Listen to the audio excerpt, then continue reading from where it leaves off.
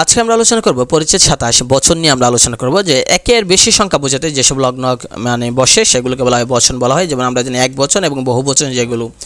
তো আমরা যদি নিচের দিকে যাই তাহলে আমরা বুঝতে পারবো যে বচনের উদাহরণ কোনগুলো। সেটা হচ্ছে যেমন এখানে দেয়া আছে যে উপরেগুলো আমরা একটু পরে নিলেই চলবে যে আমরা সেগুলো কি বচন সম্পর্কে।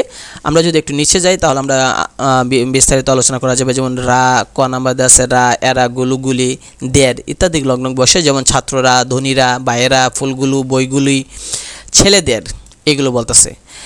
খ বলতেছে কিছু এক বচন শব্দ বহু বচন করার নিয়ম দেখাইতেছে। যেমন দেখেন এখানে দেওয়া আছে যেমন আমি এক বচন, এর বহু বচন হচ্ছে কি আমরা, তুমি, তোমরা, সে, তারা, সেগুলো দেওয়া হয়েছে। প্রাণী বা বস্তুর নামকে বহু বচন করতে সব সমূহ আবলি মালা ব্যবহার করা হয়। যেমন বাই সব, পাখি সব। প্রাণী অথবা বস্তুর ক্ষেত্রে গ্রন্থসমূহ, বৃক্ষসমূহ অথবা নিয়মাবলী, রচনাবলী অথবা মেঘমালা, পর্বতমালা। মানিপক্ষের মানে সম্মান অর্থে আমরা গণ, বৃন্দ, মণ্ডলী, বর্গ ব্যবহার করতে পারি। মানে সম্মান অর্থে যেমন সদস্যগণ, সচিবগণ, দর্শকবৃন্দ, শিক্ষকবৃন্দ, সুধী মণ্ডলী, পণ্ডিতবর্গ, মন্ত্রীবর্গ।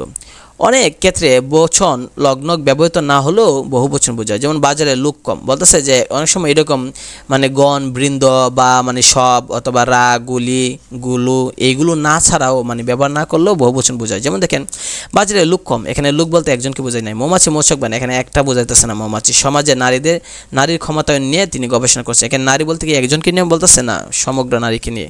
তাহলে এখানেও দেখা যায় যে আমরা এই শব্দগুলো না লাগাইলেও যেমন গুলু, গুলি, গণ, বৃন্দ এগুলো না লাগাইলেও আমরা বহুবচন করা যায়। তো পরবর্তীতে আমরা আলোচনা করব বিভক্তি নিয়ে আমরা আলোচনা করব।